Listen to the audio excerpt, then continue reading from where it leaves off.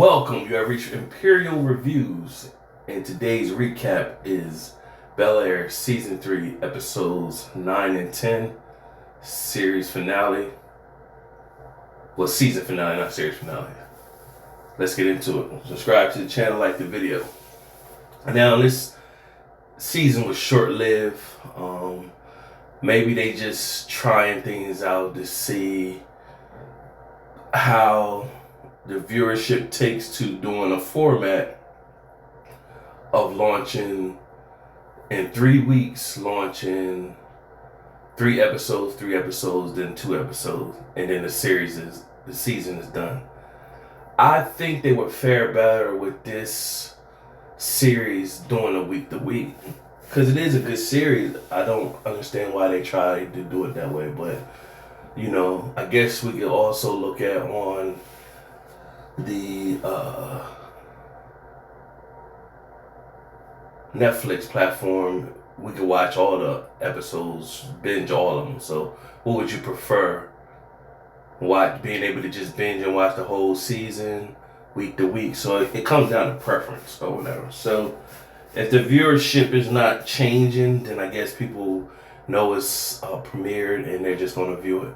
Nevertheless, you got the last 2 episodes of the Season 3, and it just pretty much wrapped everything up in a nutshell, but then tragic at the end.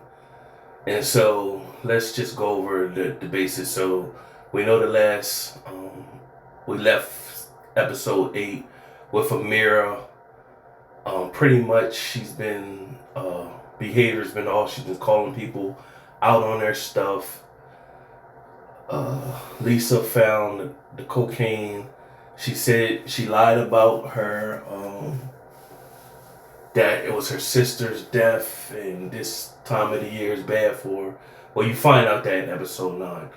So she pretty much took some drugs and then fell in the water. She almost drowned. Lisa and Will came to help her, and then Carlton was there calling the cops, ambulance, and so they revived her. So this episode picks up right there. Carlton's still mad at everybody, and he's been trying to see Amira. Her parents won't let her see her. One point he did get to talk to the mom, and the mom told him, he said, yeah, I know this time of the year is bad for you guys, with the sister. And then what took place is that you find out that she didn't have a sister. What took place that Amira was driving and she killed somebody while she was driving. And she lived, of course. So that's what she's been dealing with. And Carlton and Will bumped heads, but Carlton wasn't really too enthused with the business, so with Black success. So Will took it upon himself, dig deep, look at the emails. He pretty much he did his research on the potential investors and chose one. And then that was a twist on who he chose. So meanwhile, Will confessed, manning up. He confessed to Wilkes, Lisa's dad, and told him he was part of the arson fire. And Carlton pretty much, because he was going at it with Will, exposed Will to Uncle Phil and Aunt Viv. And Aunt Viv pulled her nephew. She teared him a new one, pretty much said she was disappointed. He's still making stupid decisions. And she said, your mom thinks I'm always going soft on you. And pretty much was like, yo, you need to call your mom, let her know what took place. So Will was getting chewed out, basically telling Will he was playing neutral, but he had to pick a side. And so he got, his stuff called out on him. So what they end up doing is having, Carlton had some moments where Carlton felt like he was going to relapse. He even looked at some of his old buddy Chase that he used to do drugs with, and Chase asked him how long you been clean. He said 72 days. And so Chase is pretty much was like, hey, I don't want to be the reason why you relapse. Like, go to somebody else. So Carlton did find somebody else. He had the drugs. It made it look like he was going to take it, but he ended up not taking it. They all went to group and, lobbying for Amir. She wasn't there, of course, but Carlton didn't show up at first. And eventually he did show up, and then that relieved his mom and them. But his mom kept pushing, kept sending them messages and leaving voice messages, pushing them for encouragement and the love. And it's basically showing like a mother's love, pushing their child can help them. Meanwhile, all this is going on. Jeffrey's son, Frederick, the goons that Jeffrey gave the money to, they came and they beat Frederick up. And so they thought it was just from Frederick doing his owing people money for bookies and stuff like that, but it was from the people from the organization. And so what took place is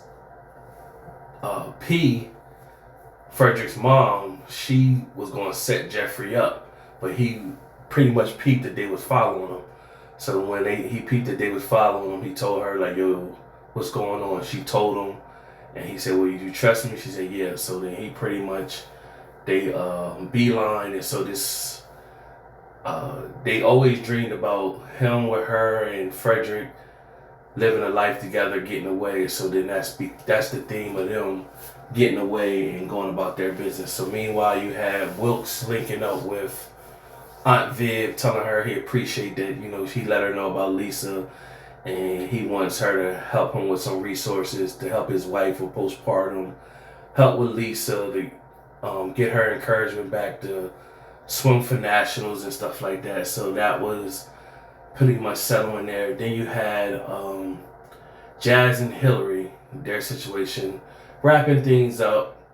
They both looked at each other and said, "We need to get whatever's in our system out." So they spent the night together, but they didn't do anything. What ended up happening is Hilary left her wedding ring in Jazz's house in his shoe.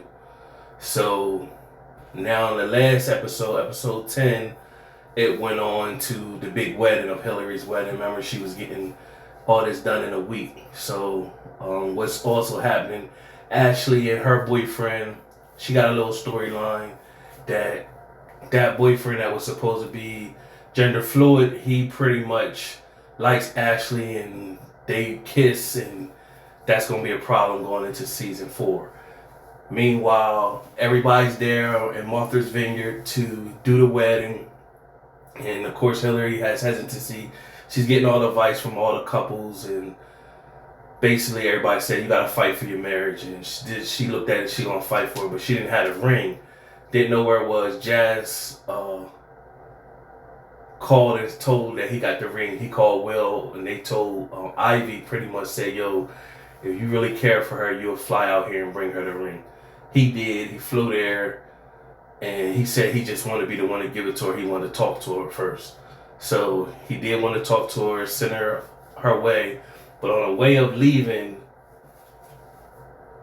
Lamarcus came out and seen Jazz, Will, and Hilary. He like, what is he doing here? So, so Hilary been fighting, wanting to tell him the truth. So she finally came out and told him the truth. Basically said she got this and told him that they kissed, but it wasn't nothing. And she only want to be with him. So he said, "I can't do this." So he stepped off. And so when he went off somewhere in Martha's Vineyard, declared his head, Will and Ashley found him, pretty much told him, like, listen, Jazz is my guy, but I think you're good for Hilary. And Ashley pretty much said, "I didn't like you at first, but, I think you're going to be great for Hilary," or whatever. So Hilary then showed up. She didn't have her dress on or anything. She showed up and pretty much said, she apologized, and, she really want to do this. And she pretty much said, if you willing, meet me at the altar. So she left him there, and the wedding went on, and she pretty much at that point met with Uncle Phil, and Uncle Phil walked her down, pretty much said, "I'm with you regardless, and if you don't, he's going to show up." And so, of course, normally the groom is already there standing at the altar, but Lamarcus wasn't. It was just the grooms and bridesmaids. And the groomsmen and the bridesmaids there, and then Uncle Phil walked Hilary down, and right when he walked her down, Lamarcus showed up. So they got wed. Jazz came out at the end and just looked, and then he stepped off. Then you had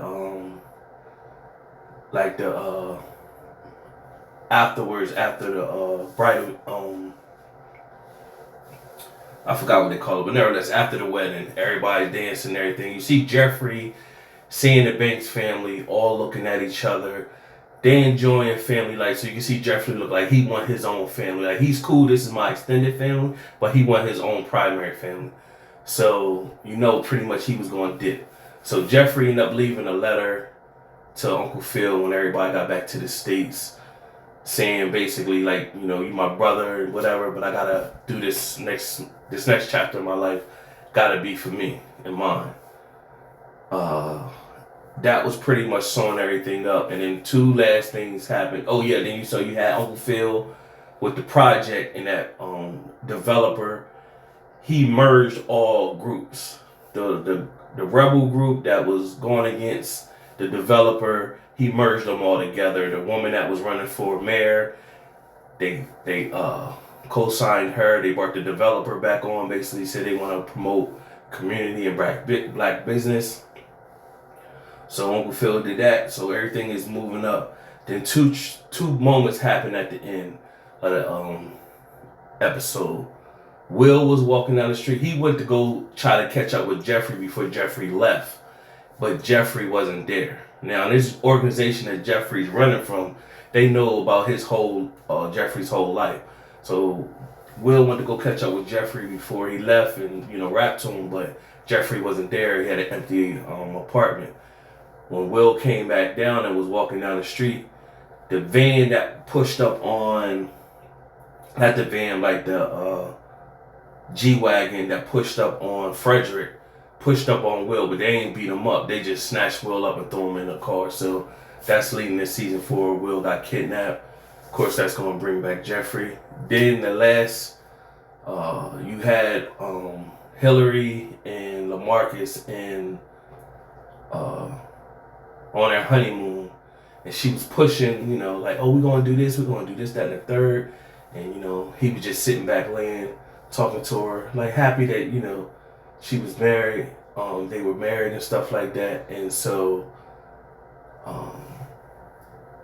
she was just happy, talking about the things they're going to do. And she walked off. And then when she noticed he stopped responding, she went back and said, oh, you want to sleep that fast? But his arm was just linked over, and he wasn't responding. He didn't have no heartbeat. So if you think back in like episode 8 when he, or 7 when he passed out on the field, they wanted to do open heart surgery, but then things moved a little bit fast. So you don't know if they actually had the open heart surgery or he refused not to have it. And he wasn't really fully well, and he knew that his time was limited, because that's why he wanted to speed up to be married to her. Also, something that's going to be a problem. Hilary had told him that she's okay with doing a prenup, and he pretty much was like, nah, I don't want to do no prenup. So now the way his dad is, it's going to be a problem with, now that I'm pretty much, he passed away. So that's going to crush Hilary, but then she's going to be aligned to his whatever because he didn't have a prenup. It's going to be confliction with that, making her look like she was a gold digger or whatever the case may be. So it's going to be some friction with that. But she passed. But if we think back to the series, The Fresh Prince of Bel-Air, when Hilary was about to get, she was messing with that guy, and he was like, Hilary Banks, will you marry me? And then he was doing like a bungee jump or something, and was being filmed, and he was trying to propose to her, but he died. So this time they making it where she actually went through the marriage, but as soon as she got married on honeymoon, her husband passed away. So tragic situation for Hilary. So that's the last 2 moments that happened for season 3. Overall, good series, good season. It just went fast. So I guess they testing it out to see if they would do the week to drag it out, or just let everybody just manage through it. I don't know, depending on what your preference is. That's it for now. Subscribe to the channel, like the video. Till next time.